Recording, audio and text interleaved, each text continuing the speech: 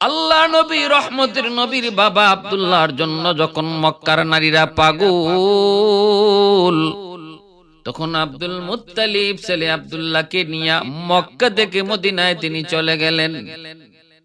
নিয়ত করলেন ছেলেকে বিয়ে করাবেন।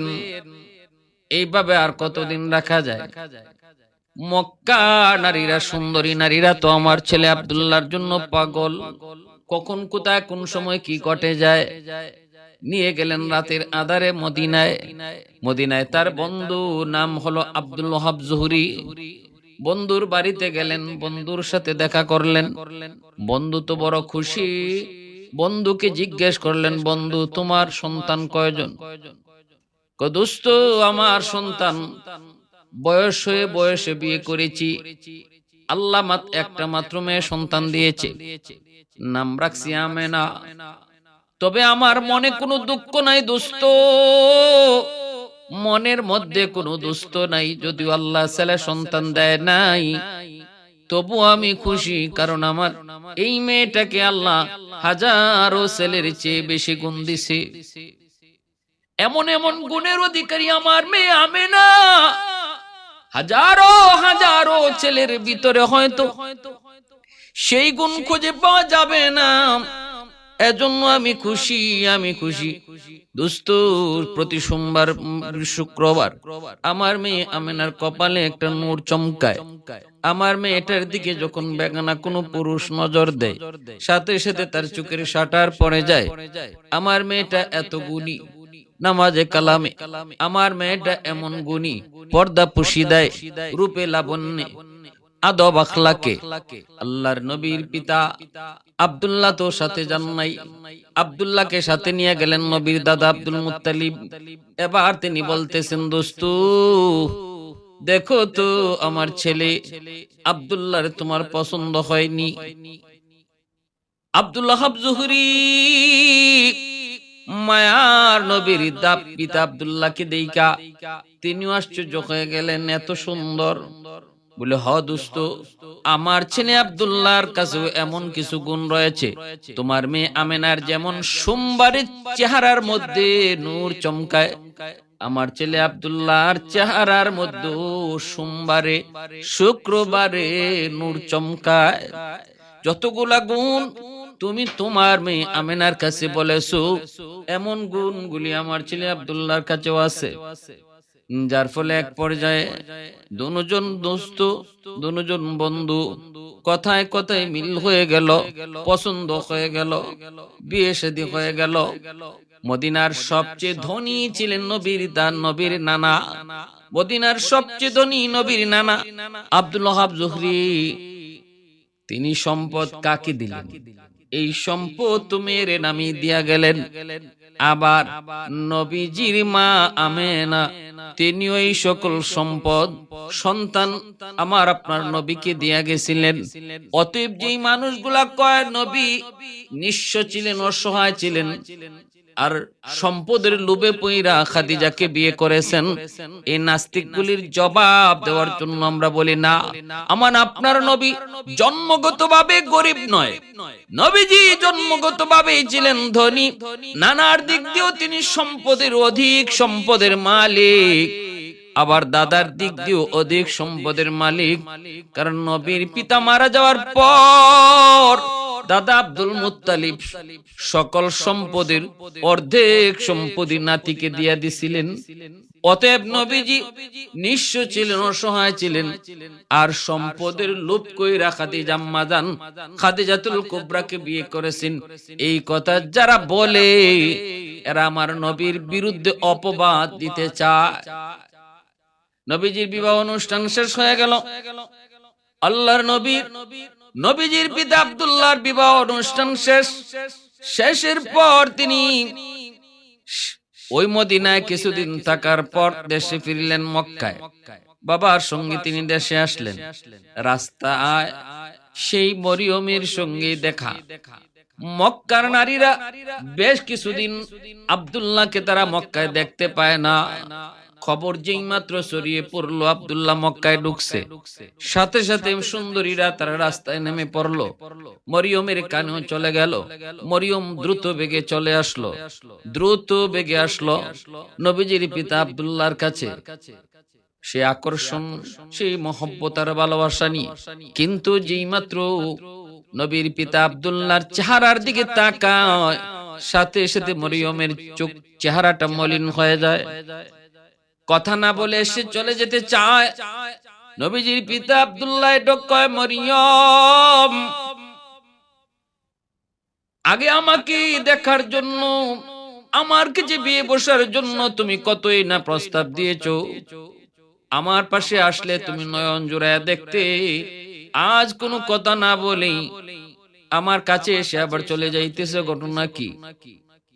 নৌফলের মেয়ে মরিয়ম তখন ডাক দিয়া কয়, আব্দুল্লাহ, আমি তাওরাত কিতাবের পণ্ডিত, আমার বাবা, আমিও তাওরাত কিতাবের একজন পণ্ডিত। তাওরাত কিতাবের ভিতরে পেয়েছি রে আব্দুল্লাহ, মুহাম্মদী নূর বাবার কপালে চমকাবে। মুহাম্মদের আখিরি নবী, শ্রেষ্ঠ নবী মুহাম্মদুর রাসূলুল্লাহর বাবার নাম হবে আব্দুল্লাহ। কপালের মধ্যে নূর চমকাবে।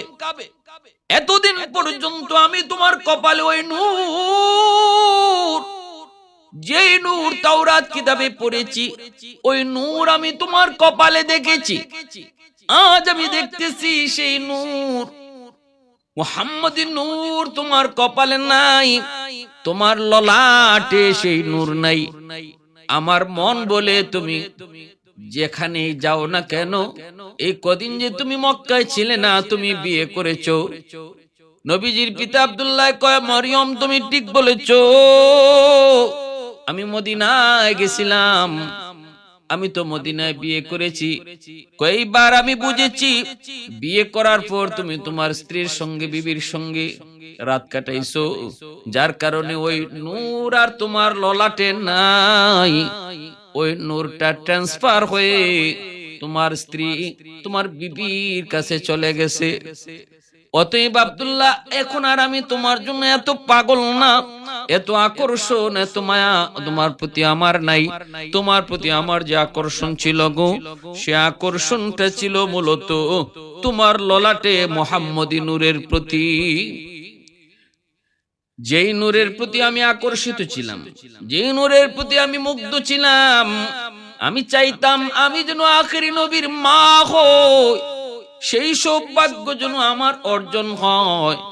অতএব সেটা আর হলো না।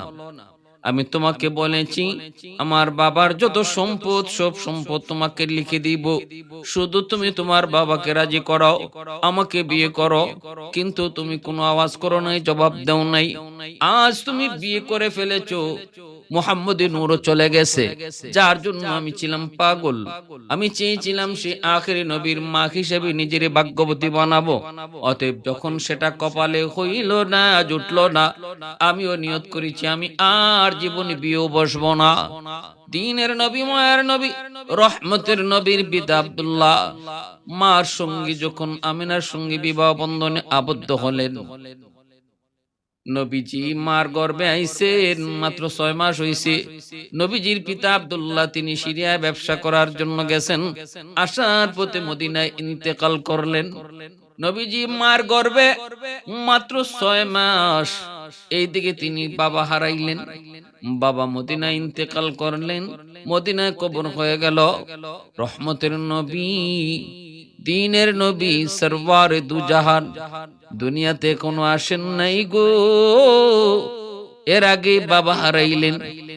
বাবার চেহারা কেমন, বাবার আদর কেমন, বাবা ডাকের ভিতরে কত মজা, আমার আপনার নবী তা জানেন না, বুঝেন না। রহমতের নবী দুনিয়াতে আগমন করলেন। নবীজির মা আমেনা বলতেছেন, আমার মুহাম্মদ যতদিন আমার গর্ভে ছিল কোনো আলামত ছিল না, গর্ভের কোনো কষ্ট আমি পাই নাই। সন্তান পেটে আসলে পরে নারীদের যেমন কিছু সমস্যা হয়, নবীজির মা আমেনা বলতেছেন আমার বিন্দু পরিমাণ কোনো সমস্যা হয় নাই। গর্ভপাতের সময় ভূমিষ্ঠের সময় যেমন ভাবে মা কষ্ট পায়, নবীজির মা বলতেছেন আমি তেমন কষ্ট পাই নাই। আমি আমার সন্তান যখন দুনিয়াতে আগমন করার সময় সে সেজদারত অবস্থায় ছিল। এ দুনিয়ার যুবক, একটু খেয়াল করে শোনো, আমার আপনার নবী, শ্রেষ্ঠ নবী, আখিরি নবী দুনিয়াতে যেদিন আগমন করেন ওই দিন মায় কয়, সন্তান আমার মুহাম্মদ আহমদ যখন দুনিয়াতে আগমন করে সেজদারত অবস্থায় আর কপালে মাটিতে দুনিয়াতে আইসে সে সেজদারত অবস্থায় থাকে, একটা আঙ্গুল উঁচু করা থাকে, আল্লাহ একই সাক্ষ্য দেওয়া অবস্থায় থাকে। ভাইরা বন্ধুরা, রহমতের নবী দুনিয়াতে আসলেন, নারী এরকম ভাবে কাটা ছিল। দুনিয়াতে যত সন্তান আসে খতনা করা অবস্থায় কেউ আসে না, কিন্তু রহমতের নবী আসলেন খতনা করা অবস্থায়, নারী কাটা অবস্থায়, পাক পরিষ্কার পরিচ্ছন্ন। আল্লাহর নবী, রহমতের নবী ব্যতিক্রম দুনিয়াতে আগমন। অতএব নবী হওয়ার পিছনে 40 বছর পরে নবীজি নবী হয়েছেন, কিন্তু নবী হওয়ার প্রমাণ আল্লাহ 40 বছর আগে জন্ম থেকেই আল্লাহ পদে পদে নবী হওয়ার দলিল আল্লাহ রেখে দিয়েছেন। সাধারণ মানুষের মতোই, সাধারণ মানুষের স্বভাব যেমন ছিল এর চেয়ে ব্যতিক্রম ছিল নবীজির। ভাইরা বন্ধুরা, নবীজির দাদা আব্দুল মুত্তালিব তিনি বলেন, আমার নাতি যেদিন আগমন করবে যেই রাতে, ওই রাতে আমি আমার ঘরের উপরে আকাশ থেকে একটা আওয়াজ পেয়েছি। আমি শেষ রাতে বের হয়েছি, আওয়াজটা আকাশের দিকে শুনতে পেলাম, তাকবীরের আওয়াজ, আল্লাহু আকবার, আল্লাহু আকবার, আল্লাহ মহান, আল্লাহ মহান, আল্লাহ মহান। এই আওয়াজটা আমি আকাশে পেয়েছি। সামনের দিকে অগ্রসর হতে থাকি, আবার শুনি একটা আওয়াজ। শেষ সময়ে, যেই সময়টাতে আমার নাতি দুনিয়াতে আসছেন, ওই সময়টাতে আমি আওয়াজ পেয়েছি, আকাশ থেকে আওয়াজ পেয়েছি, এ দুনিয়াবাসী, এই মুহূর্তে রহমতের নবী সরওয়ারে দু জাহান সরওয়ারে দু জাহান দুনিয়াতে আসছেন। আমি আরেকটু সামনের দিকে অগ্রসর হয়ে দেখি আমার নাতি যেই ঘরে দুনিয়াতে আসছে, এই ঘরের উপরে এক জাগ পাখি যেন পাহারা বসাইছে। পাখিরা যেন ঘরের উপরে পাহারা বসাইছে, আর ঘরের উপরে একটা মেঘমালা, যেভাবে লাইট দেওয়া হয় এইভাবে ঘরটার উপরে লাইটিং করে রাখছে, আলো দিয়া রাখছে। একটু উকি দিয়া দেখতে পেলাম পুরো ঘরটা এমন এক সুগন্ধিত হয়ে গেল। আমি বুঝতে পেরেছি এটা দুনিয়ার কোনো সুগন্ধি নয়, এই সুগন্ধি দুনিয়ার কোনো মার্কেটের সুগন্ধি নয়। আমি দরজার আওয়াজ দিলাম, ভিতর থেকে আমার বৌমা আমেনা বলতেছে, বাবা গো একটু পরে আসেন, নাতিকে দেখবেন, একটু পরে আসেন। একটু কষ্ট পেয়ে আমি চলে যেতে চাইলাম, আমার নাতিকে আমি একটু দেখবো, কিন্তু আমার বৌমা আমাকে ঢুকতে দেয় না। কিন্তু মনে কষ্ট পাওয়ার লগে লগে দেখতে পেলাম একজন বিশাল আকৃতির একজন মানুষ আমাকে আটকায় বলতেছে, আব্দুল মুত্তালিব কষ্ট পেও না, ফিরে যেও না, একটু পরে ঘরে ঢুকো, কারণ এই মুহূর্তে রহমতের ফেরেশতারা সরওয়ারে দো জাহানের পরিচর্যায় লিপ্ত। রহমতের ফেরেশতারা ঘরের ভিতরে সরওয়ারে দু জাহান রাহমাতুল লিল আলামিন, ওই রাহমাতুল লিল আলামিনের সেবা শুশ্রূষায় লিপ্ত। একটু পরে তুমি ঘরের ভিতরে ঢুকো, এই আওয়াজটা একজনে আমাকে দিল। তখন আমি বুঝতে পেরেছি আমার নাতি জেনতেন সাধারণ কোন নাতি নয় গো। আমার ভাইরা বন্ধুরা, মায়ার নবী, দয়ার নবী দুনিয়াতে আগমন করলেন। আল্লাহর নবী আসলেন দুনিয়াতে, কিন্তু বাবা হারা, জন্মের আগে নবী বাবা হারাইছেন। আস্তে আস্তে নবী বড় হতে লাগলেন। ছোট্ট বয়স শিশুদের অভ্যাস, বাবা কই, বাবা কই, আমার আব্বা কই, আমার আব্বা কই কই আম্মাকে ডাকে। মা কত বন্ধু বাবার হাত ধরে হাঁটে, বিকাল বেলা বাবারা এসে বন্ধুদেরকে বাড়িতে নিয়ে যায়। তো মা গো আমার আব্বু কই, আমার আব্বু কেমন, আব্বু কেমন একটু কন, কোথায় গেলে আব্বুকে পাওয়া যাবে। মা আমেনা কেমনে সন্তানকে সান্ত্বনা দেয়। এইভাবেই নবীজির বয়স বেড়ে বেড়ে 6 বছর হয়ে গেল। একদিন মা তার শ্বশুরজি নবীর দাদা আব্দুল মুত্তালিবকে বলতেছেন, বাবা আপনার নাতি শুধু বাবা বাবা করে, একটু অনুমতি যদি দেন মদিনায় যাব, মদিনায় গিয়ে তার বাবার কবরখানা একটু দেখে আনবো। আব্দুল মুত্তালিব কয় ঠিক আছে মাগো যাও। উম্মে আয়মনকে সাথে নিয়া মা রাসূলকে সঙ্গে নিয়ে তিনি মদিনায় গেলেন। আল্লাহর নবী 6 বছর বয়স, নবীজির কবরের পাশে যাইয়া, নবীজি তার দাদা বাবার কবরের পাশে যাইয়া কান্না শুরু করে দিলেন। মা যেই মাত্র দেখাইলেন ওই যে এই কবরটাই হলো তোমার আব্বার কবর। ছোট্ট মোহাম্মদ রাসূল, ছোট্ট 6 বছর বয়স, বাবার কবর দেখা মাত্রই কবরের পাশে যায় হাওমাও করে কবরের মাটি ধইরা কান্না করতেছেন, বাবা গো ও বাবা তুমি কেমন, চেহারা কেমন তাও কোনোদিন দেখলাম না, বাবার আদর কেমন তাও বুঝলাম না। কান্দেন আর মা সান্ত্বনা দেয়। এক পর্যায়ে মাকে নবী ডাক দেয়া কয়, মা গো তুমি মক্কায় চলে যাও, আমি মদিনা ছেড়ে যাব না গো। মদিনা তখন নাম হলো ইয়াসরিব, আমি ইয়াসরিবে থেকে যাব। এখান থেকে আমি যখনই মন চায় আব্বার কবরের পাশে আইসা বাবার সঙ্গে কথা বলবো। নবীজির মা আমেনা কই, বাবা মুহাম্মদ তোমাকে মদিনায় রেখে আমি মা মক্কায় একা একা কেমনে থাকি, মা আমি কেমনে একা একা মক্কায় থাকবো রে বাজান, এমনটা বইল না, আমারও যে দুনিয়া কেউ নাই, একমাত্র তুমি চলো। এই বইলা নবীকে বুঝে শুনে মা রওনা দিলেন। কিন্তু ভাগ্যের নির্মম পরিহাস, ওই মক্কা মদিনার মাঝামাঝি এক জায়গার নাম হলো আবুয়া। আবুয়া নামক জায়গায় আসা মাত্রই মায়ার নবীর মা আমেনা অসুস্থ হয়ে পড়লেন। মুহূর্তের ভিতরেই অসুস্থ না, মুহূর্তের ভিতরেই শরীর দুর্বল হয়ে মরজে মৌতে পড়ে গেলেন। মৌতের আগের হালত চলে আসলো।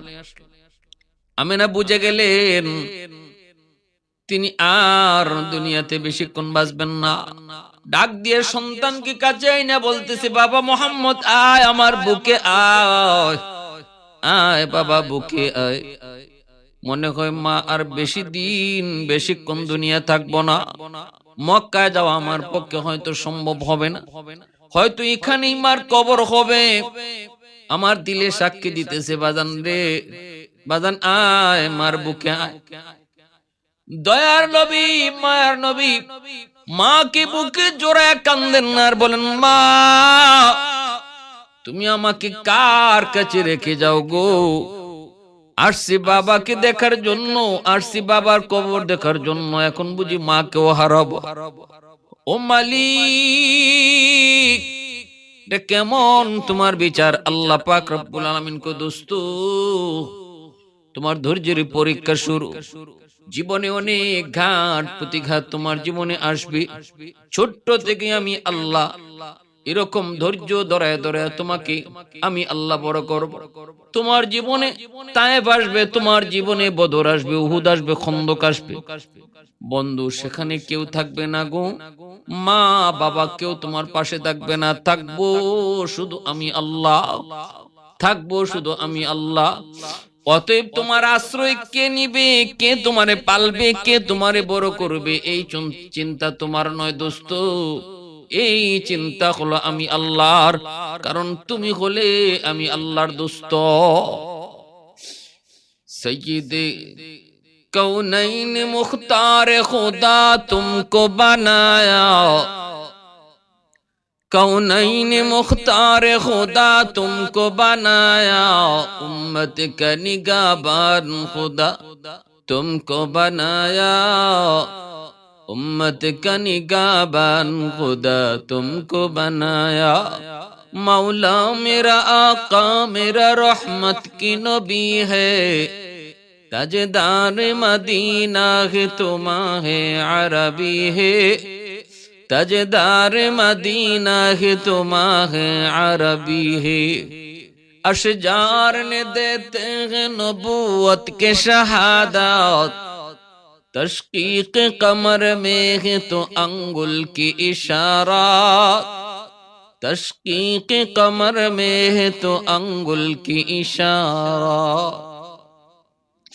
বাইরা বন্ধুরা, আল্লাহ নবী মার গলায় জড়ায় নবী কান্দেন। নবীজি কান্দেন আর বলেন, মা গো, ও মা, তুমি আমাকে কার কাছে রেখে যাচ্ছ? উম্মে আইমন কি মা ডাক দিয়ে আনলেন, আইনা হাতে হাত রেখে বলতেছে, মা, এ উম্মে আইমন, তোমার হাতে আমি আমার সন্তান মুহাম্মদকে আমানত রেখে গেলাম, তুমি আমার মুহাম্মদকে দেখে রাখো। যেই মাত্র উম্মে আইমনের হাত ধরায়া নবীর মা, নবী কি বুঝে দেয়া যায়, নবীর বুঝতে আর বাকি থাকে না। গলা জড়ায় তুই রকম, মাগু, ও মা, তুমি একটু কি ভাইবা দেখছো আমি আজ থেকে রাতের বেলা কার সাথে ঘুমাবো? কে আমাকে রাতে ঘুম পড়াবে? কার গলা জড়ে আমি ঘুমাবো? কে আমাকে খাওয়াবে? কে আমাকে গোসল করাবে গো মা? জন্মের আগেই বাবা হারাইলাম, বাবার আদর কেমন আমি নবী বুঝি না। জন্মের আদর কেমন, বাবার আদর কেমন আমি মুহাম্মদ জানি না, বুঝি না। তুমি মার কাছে মার আদর, বাবার আদর, সব আদর, দুনু আদর পেয়ে বড় হয়েছি। আজ তুমি আমাকে কার হাতে রেখে যাইতেছো? একটু কি বুঝেছো আমি কার সাথে ঘুমাবো? কে আমাকে গোসল করাবে, কে খাওয়াবে, কে ঘুম পাড়াবে গো মা? আল্লাহর নবী কান্দেন। এই অবস্থায় আল্লাহ পাক রব্বুল আলামিন মা আমেনাকে আল্লাহ নিয়ে গেলেন। উম্মে আইমনে হাত ধইরা মায়ার নবী মাকে ওই আবওয়া নামক জায়গায় দাফন কইরা তারা মক্কার দিকে রওনা দিলেন। 6 বছরের একটা বাচ্চার কি হালত একটু বোঝার চেষ্টা করুন রে যুবক। দু জাহানের বাদশাকে আল্লাহ পাক কি পরিমাণ সবর আর ধৈর্যের পরীক্ষা দিয়ে আল্লাহ বড় করতেছে। এই অবস্থায় দেখা যায় আল্লাহর নবী মায়ার নবী দাদার বাড়িতে আসলেন। দাদা আব্দুল মুত্তালিব দূর থেকে তাকান, গেল 3 জন, আসতেছে 2 জন। আব্দুল মুত্তালিবকে দেখে নবী দৌড় দিয়ে দাদাকে জড়ায় ধরলেন। দাদা গো, ও দাদা, গেছি বাবাকে দেখার জন্য, বাবার কবর দেখার জন্য, কিন্তু বাবার কবর দেখতে যেয়া মাকেও হারে আসছি। দাদার গলায় জড়ায়া 6 বছরের বালক আমার আপনার নবী কান্না করে আর কয়, দাদা, ও দাদা, আমি কাকে মা কয়ে ডাকবো? কার গলা জড়ায় আমি রাতে ঘুমাবো? কার গলা জড়ায় রাতে ঘুমাবো?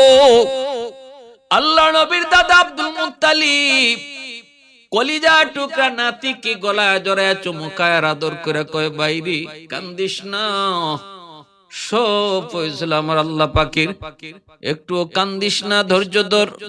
দাদা যতদিন দুনিয়াতে আছি দাদার কাছে তুমি থাকবে।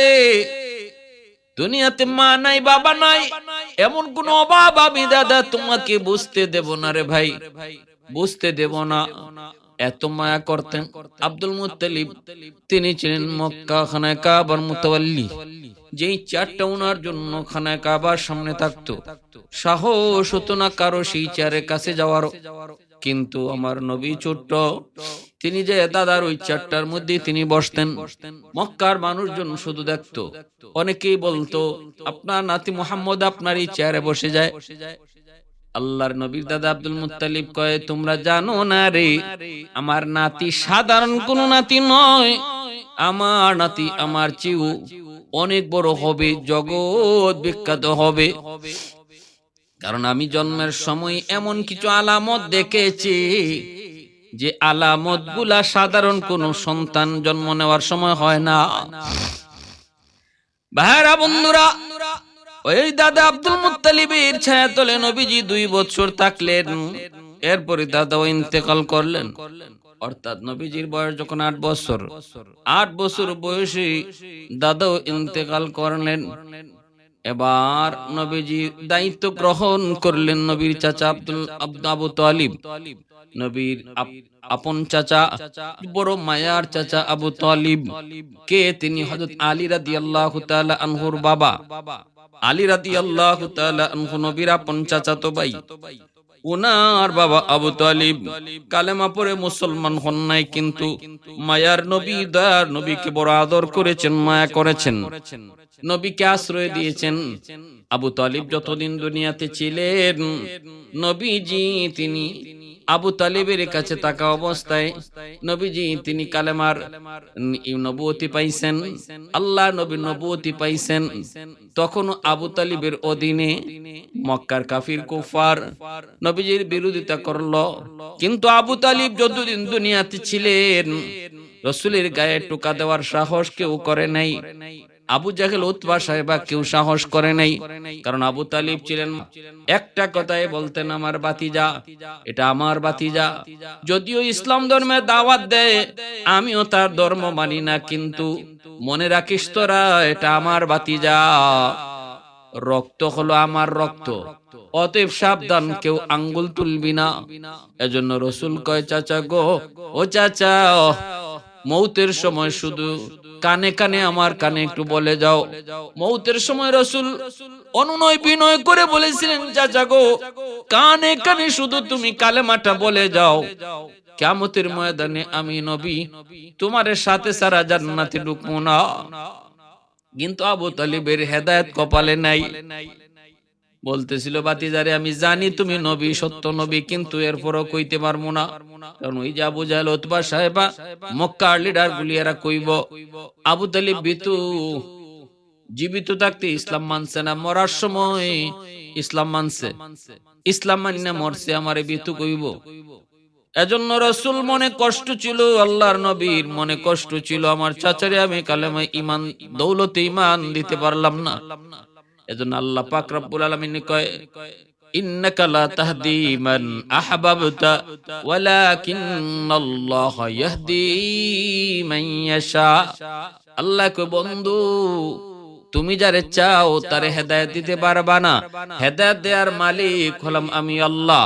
তোমার ইচ্ছা ছিল চাচা যেন হেদায়েত পায়, কিন্তু আমি আল্লাহর সিদ্ধান্ত এমন না, অতএব হেদায়েত পায় নাই।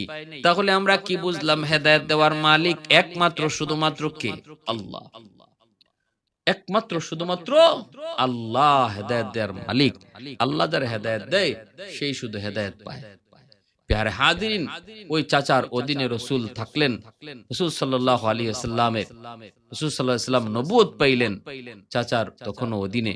রাসূল সাল্লাল্লাহু আলাইহি ওয়াসাল্লাম আম্মা জান খাদিজাতুল কুবরা রাদিয়াল্লাহু তাআলা আনহাকে বিয়ে করলেন, তখন নবী চাচার অধীনে। আল্লাহ রাসূল সাল্লাল্লাহু আলাইহি ওয়াসাল্লামের এই চাচা যেই বছর মারা গেলেন, এবং ওই একই বছর আবু তালিব মারা যাওয়ার পরেই আম্মা জান খাদিজাতুল কুবরা মারা গেলেন।